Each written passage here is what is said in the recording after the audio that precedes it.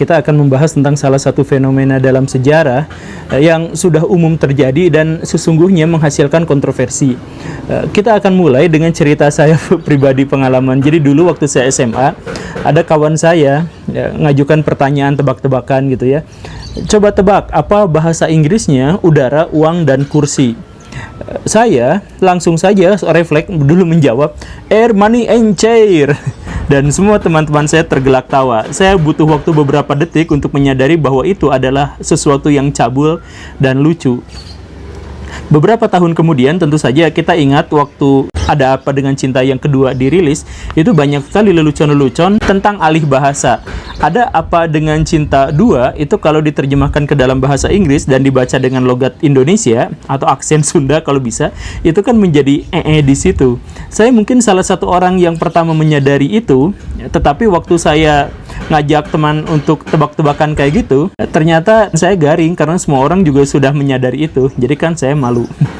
Meskipun beberapa kesalahan terjemahan itu lucu, tetapi untuk beberapa kasus dalam sejarah, kesalahan terjemahan itu berakibat sangat fatal.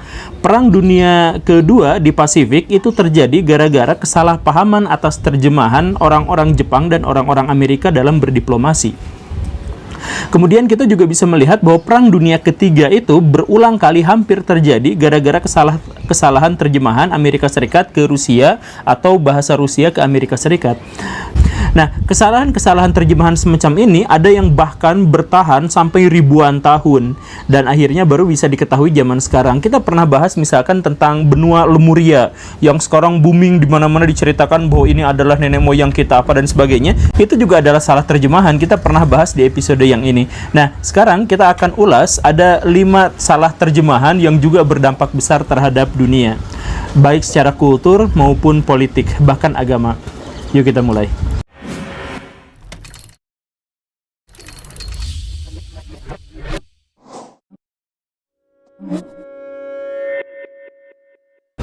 Apakah Baraya senang dengan cerita-cerita UFO?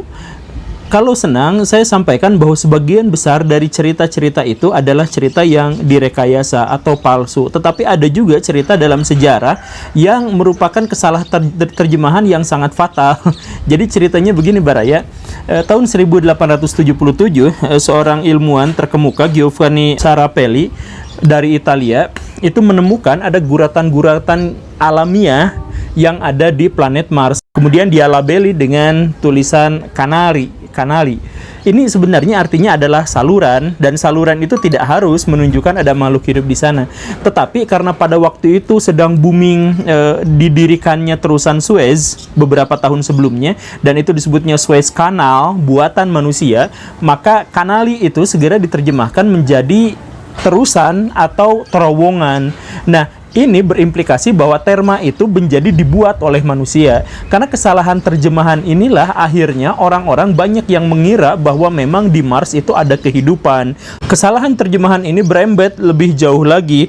Percival Lowell, seorang astronom Amerika Serikat, itu luar biasa keranjingan dengan hal ini, sehingga dalam beberapa tahun ke depan dia sampai menulis 3 buah buku ilmiah tentang bagaimana makhluk-makhluk Mars itu mendirikan terowongan-terowongan, bangunan-bangunan, jalan-jalan, saluran, distribusi air, dan lain sebagainya. Jadi orang Mars ternyata bikin irigasi-irigasi itu dalam buku ilmiah, dalam buku sains. Dan Wells, juga seorang astronom, itu bahkan sampai mempublikasikan sebuah buku berjudul Martian Intelligence atau Intelijen Martial. Jadi ada makhluk-makhluk yang berintelijen tinggi yang ada di planet Mars itu. Ini benar-benar mengoyak kepercayaan masyarakat pada waktu itu, karena pada waktu itu masyarakat memang lagi awal-awal suka dengan astronomi.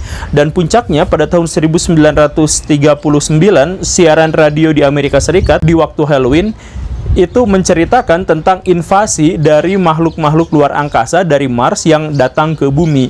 Cerita ini benar-benar membuat gempar dunia, atau khususnya membuat gempar Amerika Serikat, dan banyak orang yang sangat paranoid akibat percaya sama cerita itu.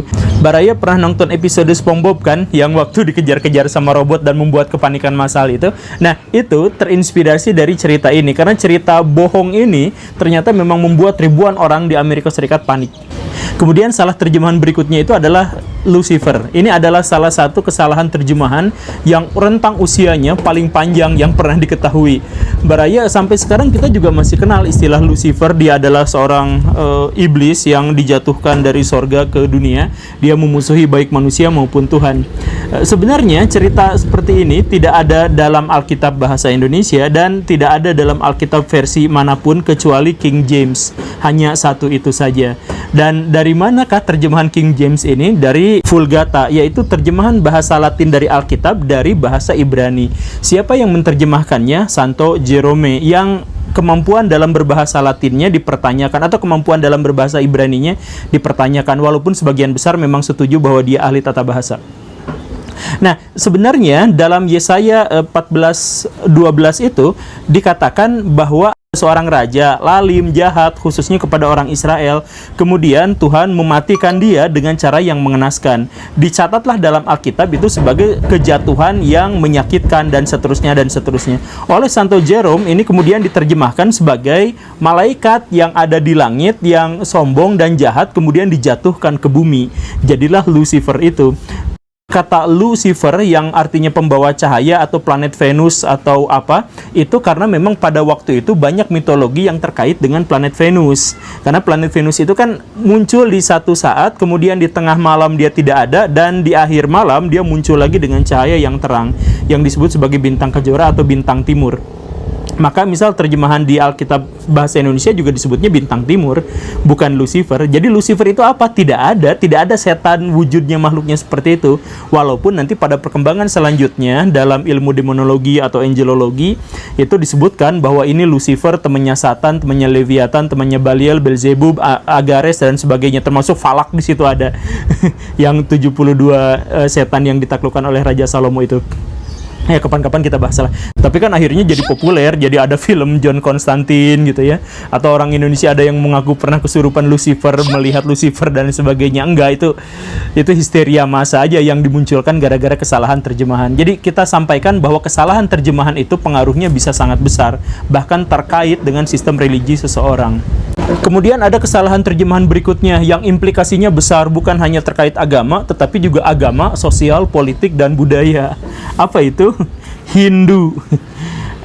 Hindu itu kita kenal sekarang sebagai bagian dari agama, misalkan Hinduisme atau Hindu Bali atau Hindu atau apa dan sebagainya. Sempat sedikit-sedikit pernah saya bahas di beberapa episode yang lain.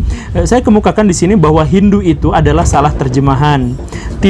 Hindu itu tidak bermula dari bahasa Sanskerta, tidak ada di bahasa Pali, tidak ada dalam bahasa Urdu, tidak ada dalam bahasa apapun yang ada di India sekarang. Orang-orang India sekarang itu mengakui setidaknya ada 23 bahasa resmi yang mereka akui. Tetapi tidak ada satupun yang menyebut tentang yang namanya Hindu. Jadi dari mana itu Hindu? Kan Hindu itu akhirnya menghasilkan India. Nah, apakah nama India juga tidak diakui? Salah terjemahan? Memang kenyataannya adalah salah terjemahan. Orang India menyebut negaranya di zaman dulu itu adalah Bharat Varsa. Sekarang ada film Mahabharata. Atau kalau Baraya lihat di Google, di Wikipedia yang sekarang, misalkan nama India yang sesungguhnya itu adalah Bharat Ganaraja. Barat. Jadi nama daerah itu tuh Barat. Dan nama agama yang ada di situ itu adalah Sanatana Dharma. Kalau mau disebut agama, sesungguhnya juga ini adalah sesuatu yang sangat kontroversial. Nah, jadi nama asal kata Hindu itu dari mana?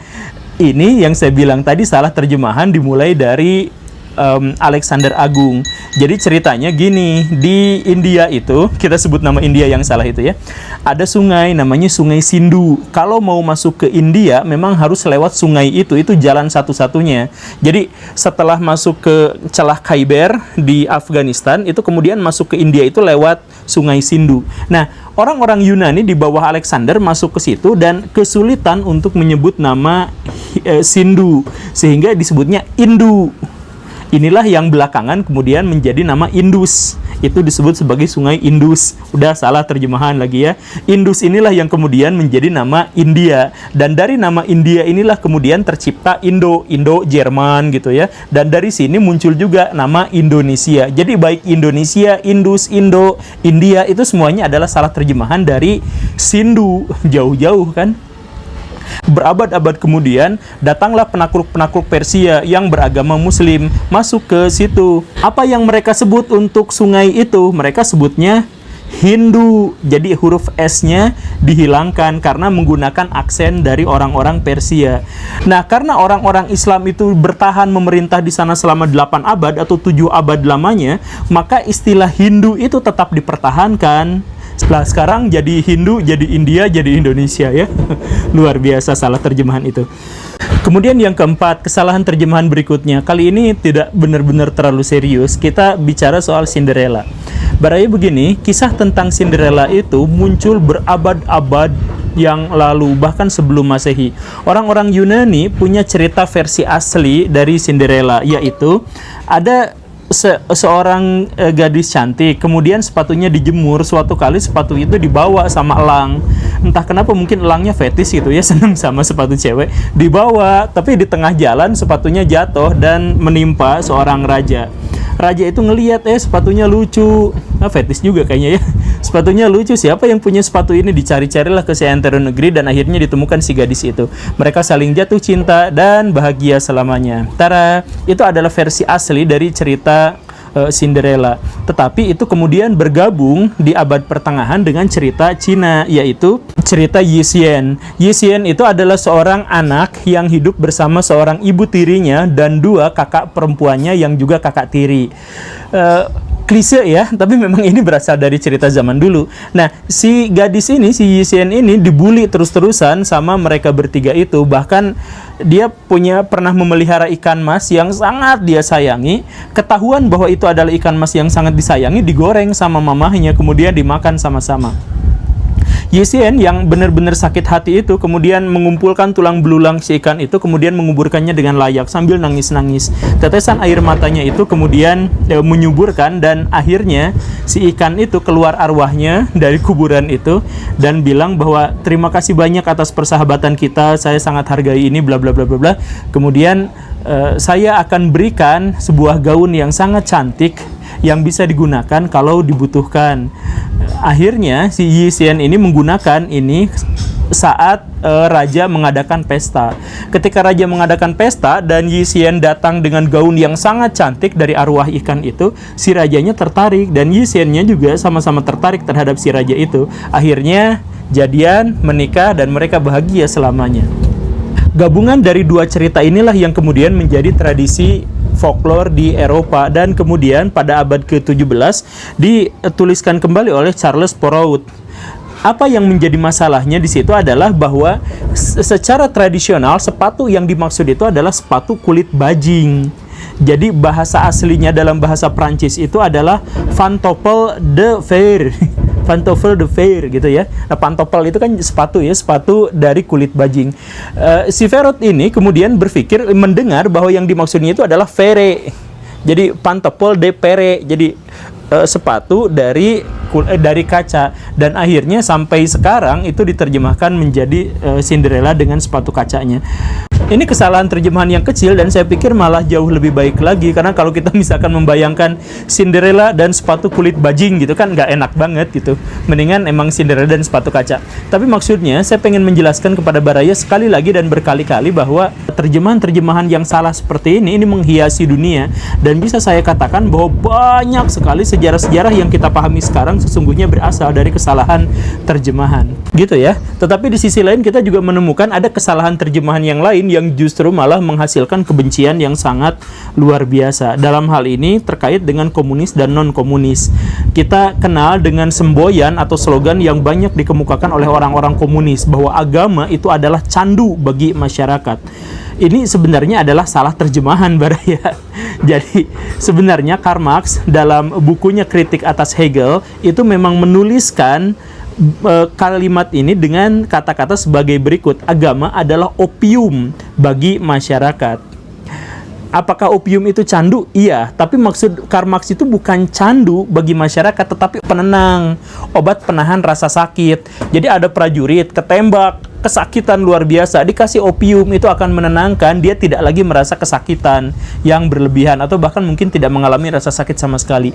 Jadi maksudnya dalam konteks ini Marx itu memuji fungsi-fungsi agama sebagai penenang dari masyarakat. Ingat, Karl Marx itu hidup di zaman revolusi industri, ketika kesenjangan ekonomi semakin tinggi dan ketika masyarakat itu ribut gara-gara masalah-masalah sosial, kriminalitas, pengangguran dan lain sebagainya.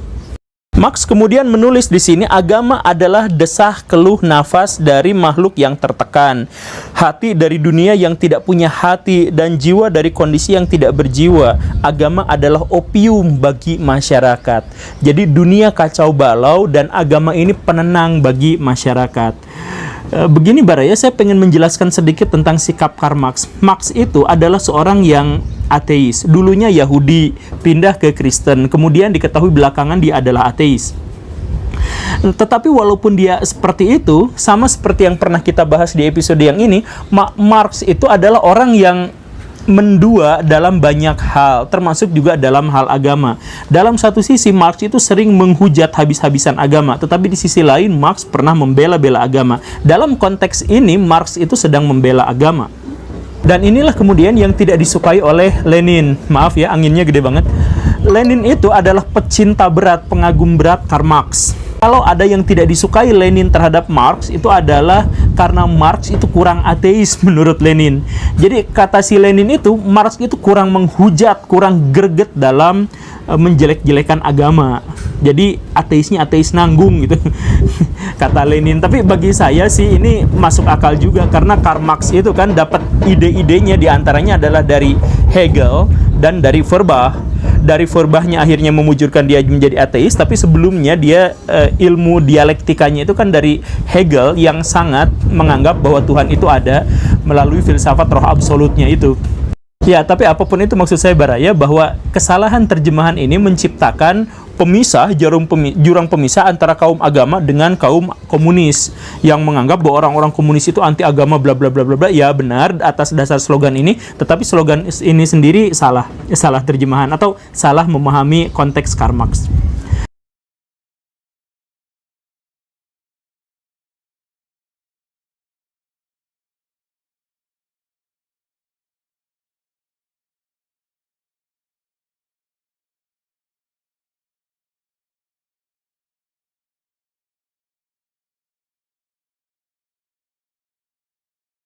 Dalam vote itu, saya pertanyakan, seandainya teroris bertemu dengan mafia, apa yang akan terjadi? Apakah mereka akan ribut atau bekerja sama dan sebagainya? Ada 5 opsi jawaban di situ, dan banyak diantaranya atau sebagian besar orang menjawab bahwa yang akan terjadi adalah mereka satu sama lain akan saling berperang dan pemenangnya adalah teroris. Sebenarnya pertanyaan ini adalah pertanyaan yang terkait dengan post-truth, sampai sejauh mana propaganda dari satu pihak itu berhasil. Jadi untuk lebih jelasnya, ayo kita bahas sama-sama. Kita mulai.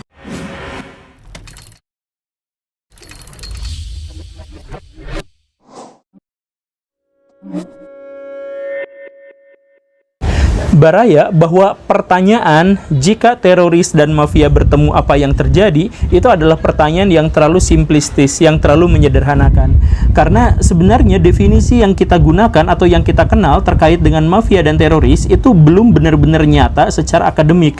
Maksudnya kebanyakan di antara mereka itu adalah definisi-definisi yang politis gitu, yang sesuai dengan kepentingan pihak tertentu.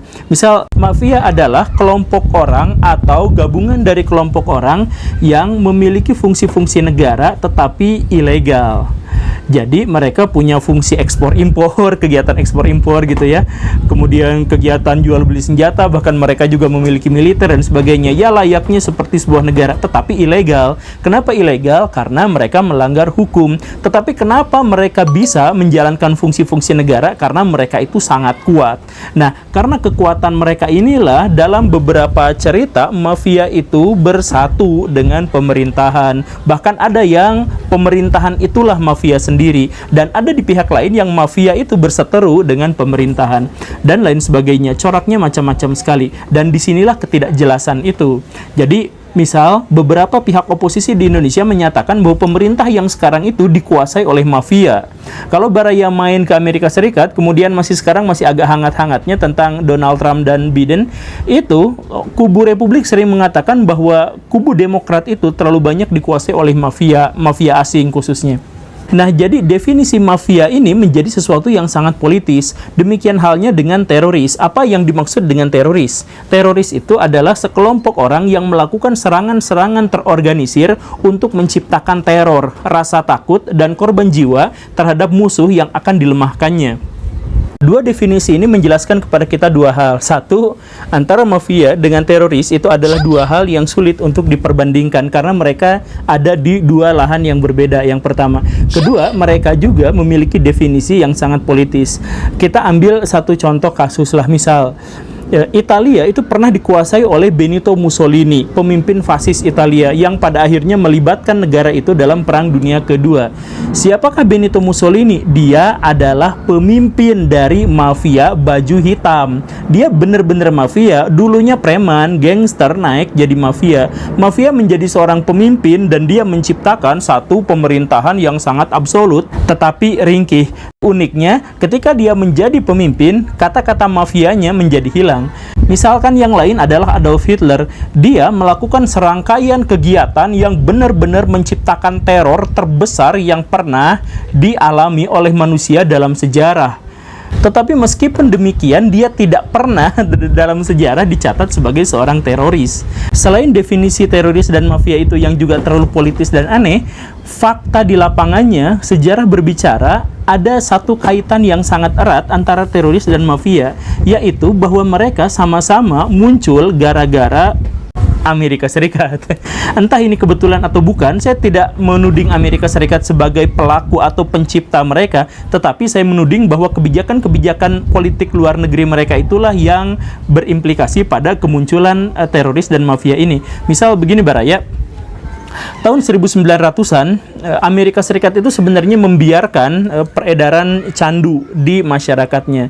Tetapi kemudian sebuah survei menyebutkan bahwa ada sekitar 300.000 orang Amerika Serikat di antara 77 juta warganya yang kecanduan narkoba. Maka tahun 1908, Hamilton Wright, seorang pejabat Amerika Serikat yang dianggap sebagai bapak dari pemberantasan narkoba di negara itu langsung mengeluarkan kebijakan bahwa opium dan heroin dan kokain itu dilarang keras beredar di Amerika Serikat.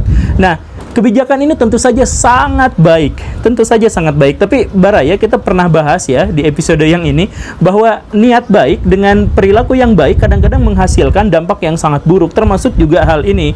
Wright langsung menghentikan peredaran narkoba secara mendadak. Akibatnya, pedagang-pedagang narkoba dari selatan, dari Peru, dari Honduras, dari mana-mana itu bergabung, menyatukan diri menjadi sebuah organisasi yang besar untuk melakukan penyelundupan ke dalam. Harga narkoba itu menjadi sangat mahal dan sangat terbatas, sangat langka, hanya bisa ditemukan di pasar-pasar gelap. Pasar gelap inilah yang semula kecil menjadi tiba-tiba besar, dan orang yang jualan yang awalnya hanya seperti pedagang rokok eceran kayak gitu, tiba-tiba mempersatukan diri, menciptakan sebuah hierarki dan akhirnya menjadi sangat besar. Jadilah kartel-kartel narkoba itu. Ketika ekspor impor berubah menjadi penyelundupan, maka si para pengedar itu membutuhkan kemampuan untuk menyuap para polisi, para penegak hukum Amerika Serikat. Kemudian mereka menciptakan kekuatan militer sendiri. Kemudian mereka menciptakan agen-agen yang ditempatkan di banyak tempat. Kemudian mereka perluas perkebunan karena kan harga narkobanya jadi mahal gitu, karena penyelundup jadi harga mahal, karena mahal menjadi lebih menguntungkan lagi. Maka muncullah akhirnya Escobar misalkan ya, yang dapat keuntungan pada waktu itu tahun 1900-an 5 miliar rupiah per minggu. Jadi ini ya untuk ukuran orang zaman dulu ini luar biasa besar bisnisnya itu. Dari uang 5 miliar per minggu ini, akhirnya mereka bisa membayar orang-orang paling profesional untuk membunuh orang lain, menciptakan cracker, hacker, polisi palsu, menciptakan penegak hukum palsu, dan sebagainya. Dan inilah yang akhirnya menciptakan mafia yang menggerogoti negara-negara Amerika Latin sampai saat ini. Sekarang di negara-negara Amerika Latin itu banyak sekali kota-kota yang sudah dikuasai oleh para mafia. Di Meksiko misalkan, kemudian Venezuela, dan lain sebagainya.